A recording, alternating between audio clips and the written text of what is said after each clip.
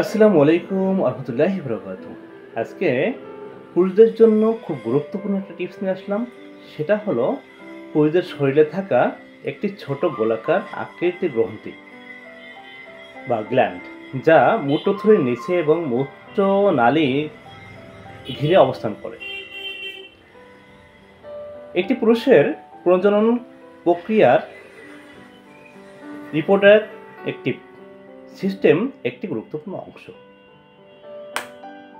কিছুটা হলে বুঝতে পারছেন আমি কী বিষয় নিয়ে আলোচনা করতে যাচ্ছি। জি বন্ধু, প্রোস্টেট গ্ল্যান্ড। প্রোস্টেট গ্ল্যান্ড কি জানতে পারলেন?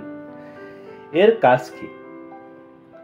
এটি এমন এক ধরনের তরল ফ্লুইড তৈরি করে যা শুক্রাণুদের স্পার্ম বাঁচিয়ে রাখে এবং তাদের গতি বাড়াতে সাহায্য করে। 2 নম্বর, এই তরল বীর্য, যেটা বলে সিমেন, এর একটি গুরুত্বপূর্ণ অংশ। সমস্যা দেখা দেয়। 1 নম্বরে যে সমস্যায় আপনি ভুগবেন সেই সমস্যাগুলো কি আসুন জেনে নিন। প্রস্রাবের জ্বালা বা ব্যথা 1 নম্বরে। 2 নম্বর, ঘন ঘন প্রস্রাব। 3 নম্বর, পেটের নিচের ব্যথা। 4 নম্বর, কখনো জ্বর। বন্ধুরা, 2 নম্বর হলো বিপিএইচ। বিপিএইচ হলো বেনিন প্রোডাক্টিভ হাইপারপ্লাসিয়া। এটা মানে বয়স বাড়ার সাথে সাথে প্রোস্টেট গ্ল্যান্ড বড় হয়ে গেলে এটাকে বলা হয় বিপিএইচ। লক্ষণগুলো কি কি? লক্ষণ: ঘন ঘন প্রস্রাবের চাপ, ঘন ঘন প্রস্রাবের চাপ লাগবে। প্রস্রাব ধীরে ধীরে হবে, হওয়া। প্রস্রাব আটকে যাওয়ার ভয়, অনেক সময় কাছে প্রস্রাব আটকে যাওয়ার ভয় থাকে। 4 নম্বরে, রাতে বারবার প্রস্রাব, রাতে আপনার বারবার প্রস্রাব চাপবে।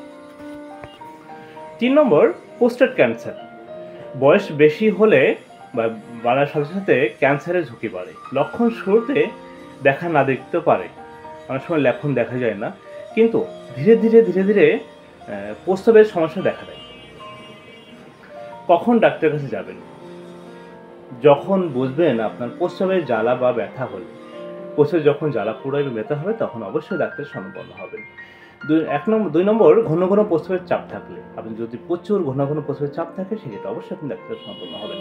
3 নম্বর, প্রস্রাব করতে কষ্ট হলে, প্রস্রাব হচ্ছে না, আটকে যাচ্ছে, ধীরে হচ্ছে, ব্যথা হচ্ছে, যন্ত্রণা হচ্ছে, সেক্ষেত্রে আপনি অবশ্যই ডাক্তারের পরামর্শ নেবেন। 4 নম্বর, নিচের পেটে বা কোমরে ব্যথা হলে, নিচের তলপেটে অথবা কোমরে যদি ব্যথা হয় সেক্ষেত্রে অবশ্যই আপনি ডাক্তারের শরণাপন্ন হবেন। এর সাথে সাথে আমি আপনার কিছু ঘরোয়া টিপস বলবো, এটা আপনি যদি মেনে চলতে পারেন অবশ্যই এর থেকে আপনি সমাধান পাবেন। ঘরোয়া কিছু টিপস বলবো, সেটা হলো খাবারের মাধ্যমে আপনি এটা সমাধানে আসতে পারেন ইনশাআল্লাহ। সেটা হলো টমেটো খেলে আপনার এটা থেকে আপনি অনেকটা মুক্তি পাবেন ইনশাআল্লাহ। গ্রিন টি, দুধ ও দই, হ্যাঁ বন্ধু, দুধ ও দই, বাদাম ও বীজ জাতীয় খাবার, খেতে পারেন, অবশ্যই এর থেকে আপনি মুক্তি পাবেন। ধূমপান ও অ্যালকোহল জাতীয় লাল মাংস এড়িয়ে চলা।